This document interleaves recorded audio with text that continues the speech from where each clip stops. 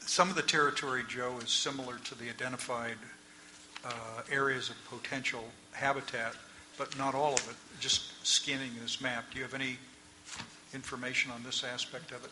I don't, but the one thing I do know is that in terms of what they're talking about at BDCP, they're talking about a very long-term plan that's talking about small numbers of restoration in the first 10 or 15 years and an incremental approach to figuring out what to do next. So while they'll set these big targets and everybody will be worried, but you can't do that and be true to the principles of adaptive management and really understand what you're doing. So I think it's clear from where they're heading is they're going to start off with, we're going to do 7,000 acres here and 5,000 acres there over the next 15 years and evaluate how that performs and look at all of these factors and then evaluate if and where we should expand and what we should do if we expand that kind of habitat.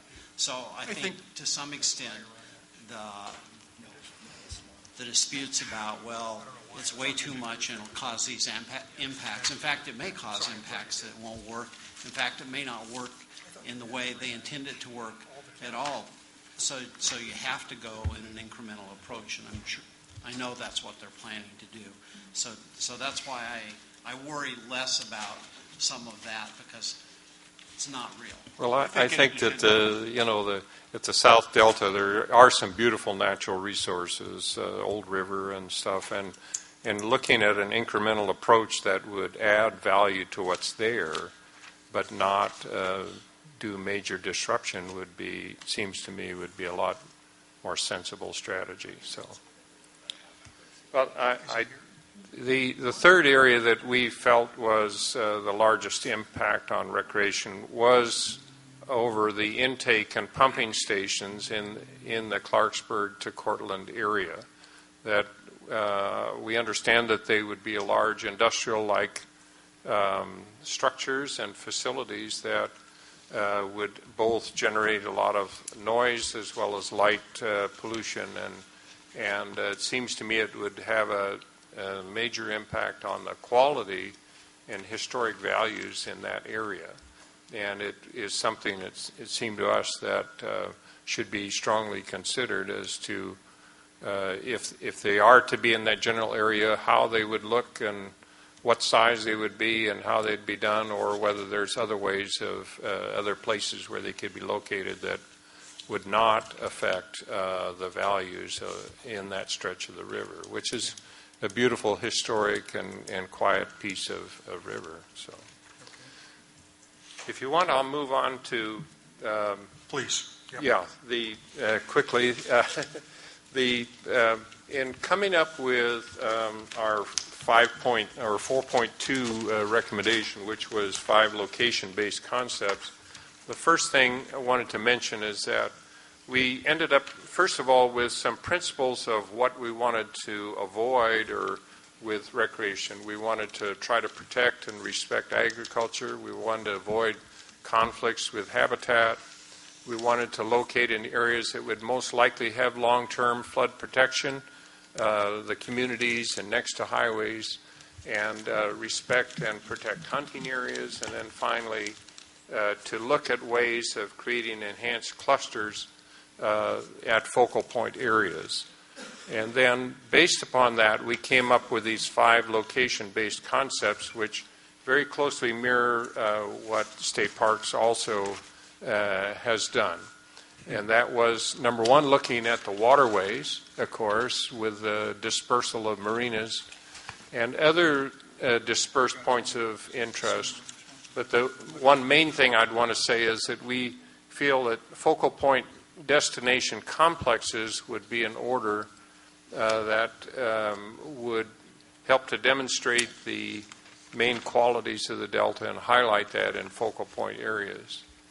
And then expanding the natural public access to the natural habitat areas. There's some that are wonderful already but have very limited access and have plans for expanding of that, and it was one of the things that we showed.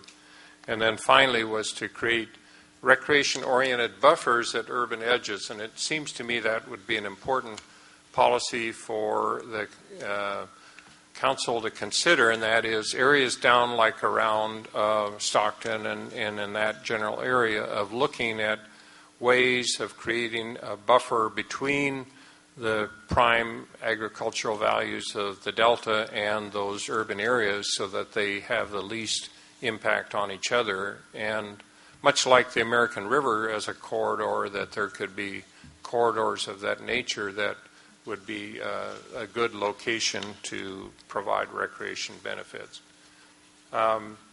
We also, in just a couple graphics about this idea of recreation destination areas, this is a lock, and the area, Walnut Grove area, the town of Locke is right where I'm pointing with the pointer, and Walnut Grove right in here.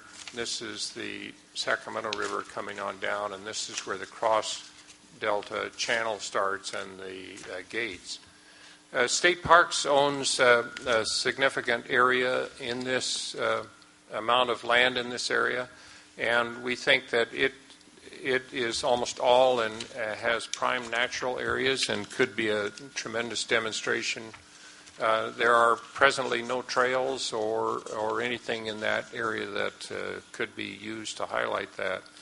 There also is, at Locke, is both history and agricultural opportunities to explain, and in Walnut Grove itself, history, the legacy community, but also the opportunity to have special events. And at the far end of Walnut Grove is an area where one of the larger marinas that could be expanded with water sports and things of that nature. And is what we've identified 5 different areas in the Delta that could be these kind of complexes with multiple types of recreation. This is a more detailed plan, and I'll just skip past that, but of how you could have a number of different elements in that. These are by ways of illustrating both your policy conclusions on the economic development potential of tourism, but also on things like what legacy towns can or should do. So you don't. These are not fully developed proposals that are designed. They're just meant to be concepts. Yes. Reconnaissance. Our recommendation 4.1 was to partner with private enterprise, and perhaps it's the most important thing to talk about in terms of difference between the ESP and the plan that State Parks did, and that our areas are almost mirroring, but the State Parks plan looked really only at the public facility portion and not the partnership arrangement with private enterprise. And probably, 95% or more of the visitation that comes to the Delta is private enterprise oriented.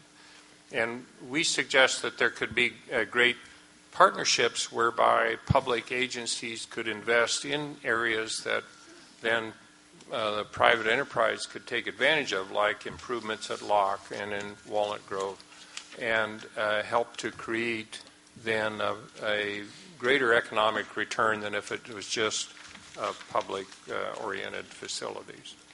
So at any rate, it's a key thing that we think should be considered. And again, we have a graphic that shows kind of how that might work in that Walnut Grove Locke area. And then the final thing was our 4.3 recommendation was to how to implement this. I mean, I think you guys know my past in relationship to state parks. The facilities and state park facilities are virtually the same today as they were 50 years ago, that there's been no additional implementation of public facilities in the Delta over all that period of time. And it seems to me the key to ultimately realizing the economic benefits is to have some sort of sustained financing that could help to implement this area. Jeff mentioned earlier about how it's really an underutilized resource, and we definitely feel that way. And looking at it, the capture rate of recreationists in its market area is about 1%. And in our opinion, it could be much better than that for the types of recreation that it offers. Other than boating, it's about 25% of the boating market. And so it's one of the areas that we feel is important. The critical thing in our estimation, and this slide just talks about those, is we think there needs to be a strong facilitator organization that can help not only rounding up the money to do the public facilities, but also help private enterprise by creating consistent regulations and helping them to get through those in rather than years and years of effort that sometimes it takes at present, and to help with permit processing, that types of things. Also to help to call attention to strategic levee improvements that are needed for recreation.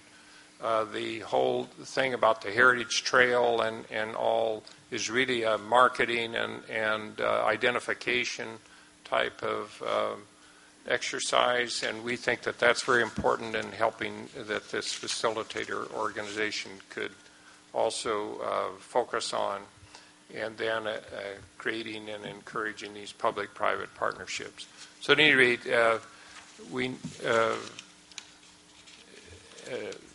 Dr. Michael mentioned that overall there's like 2/3 of our recommendations for the entire report are suggested.